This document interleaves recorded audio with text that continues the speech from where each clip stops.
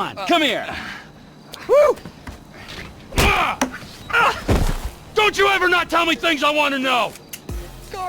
There's an old saying that everyone at some point will get Rickrolled, including you, Trevor, and all of us, really. This meme is so massive that nearly every generation alive today has, at least once, fallen victim to the infamous Rickroll. It's not just an internet joke, it's a cultural phenomenon that has defined multiple eras of online history. But the question remains, how did this meme come to be? And how on earth did a video game like GTA help give birth to one of the most legendary pranks in internet history? To answer that question, let's go back to 1985, where a young Rick Astley was just a drummer in a local band called the FBI. When the band's lead singer left, Rick stepped up as the new frontman, setting the stage for what would become his meteoric rise.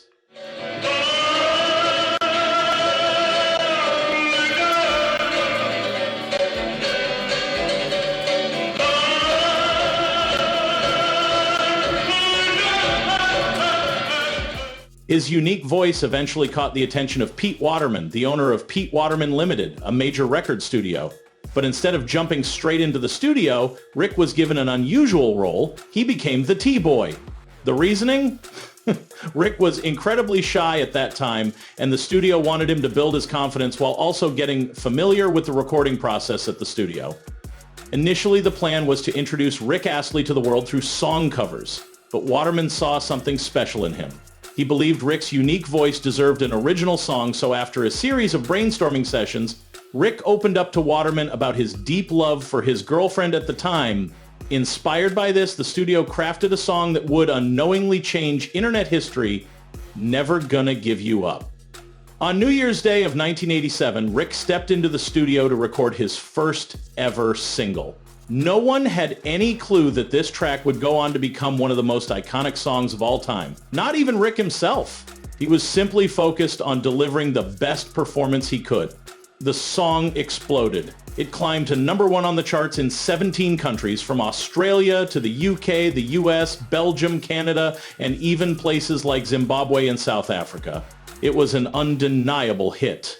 But despite his massive success, Rick wasn't in love with the dance pop genre that had made him famous. In 1990, he shifted his focus back to soul music, and as a result, his popularity began to fade. And by 1993, he retired from the music industry to dedicate more time to his family. That could have been the end of Rick Astley's story, but destiny had other plans. Fast forward to the early 2000s, and Rick found himself making a quiet comeback, knowing full well that he would never reach the same level of fame he once had. Or so he thought. Because unbeknownst to him, a series of tiny, seemingly unrelated events were already set in motion, like a butterfly flapping its wings, about to create a storm. On August 31, 2006, a man named Eric Hellwig called into a Michigan radio station's post-game sports talk show. But instead of talking about the game, he did something really, really bizarre. Post-game show. Yeah. Busting some jams out. You're on the post-game show. Post-game show. Hello. People hanging up on me. 99-673-61. There you have it. There's my proof. Years later, Eric would claim that this was the first ever Rickroll, long before it became a viral internet prank. Meanwhile, around November or December of 2006, an entirely different event was unfolding on 4chan, one of the internet's most chaotic and influential forums. The site's moderator implemented an automatic word filter that changed every instance of the word egg into duck.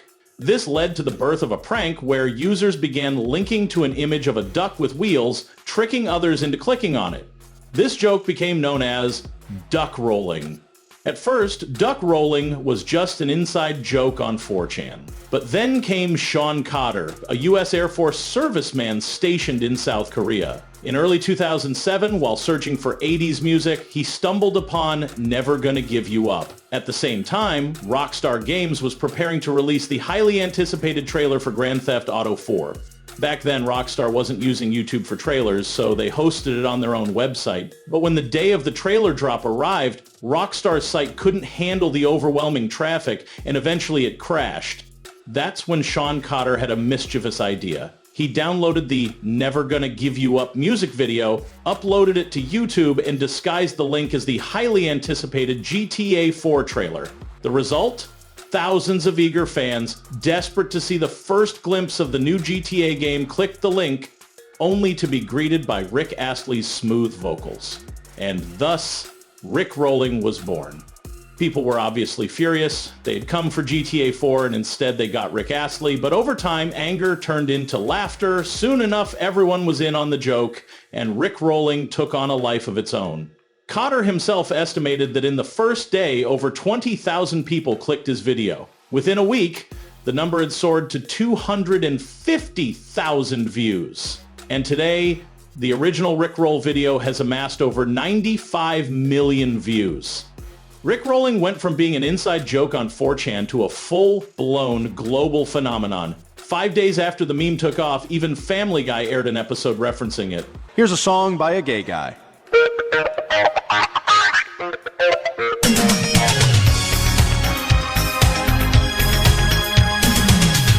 We're no strangers to love. You know the rules, and so... In 2008, protesters at a Scientology demonstration rickrolled the church mid-protest. That same year, Rick Astley himself rickrolled an entire nation by crashing the Macy's Thanksgiving Day Parade on live television.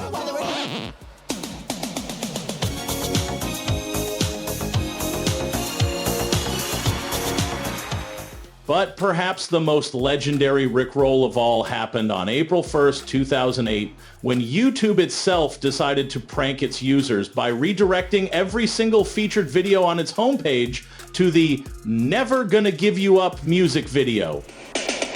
Huh?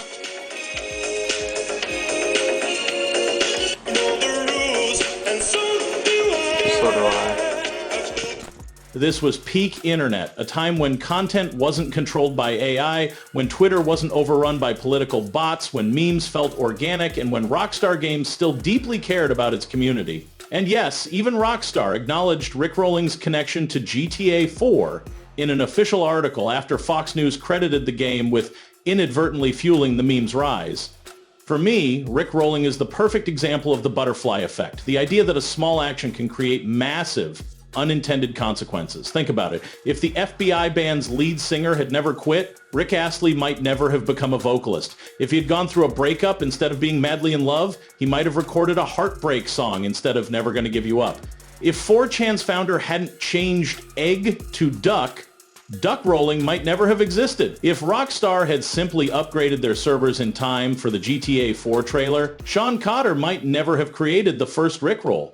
A string of tiny random decisions, each one building upon the last, gave birth to one of the greatest internet pranks of all time. Rick Astley never planned for his song to become a meme. Rockstar never intended for GTA 4's hype to help create an internet phenomenon. And internet users were just messing around, seeing what would stick. But the combination of all these seemingly small moments created one of the most iconic cultural events in online history. And if there's one lesson we can take from all of this, it's that every action, no matter how small, has the potential to make a huge impact. So make good choices, because you never know if one of them might change the world. And that's it for this video. Thanks for sticking around till the end. If you liked it, hit the like button, and most importantly, take care of your physical and mental health.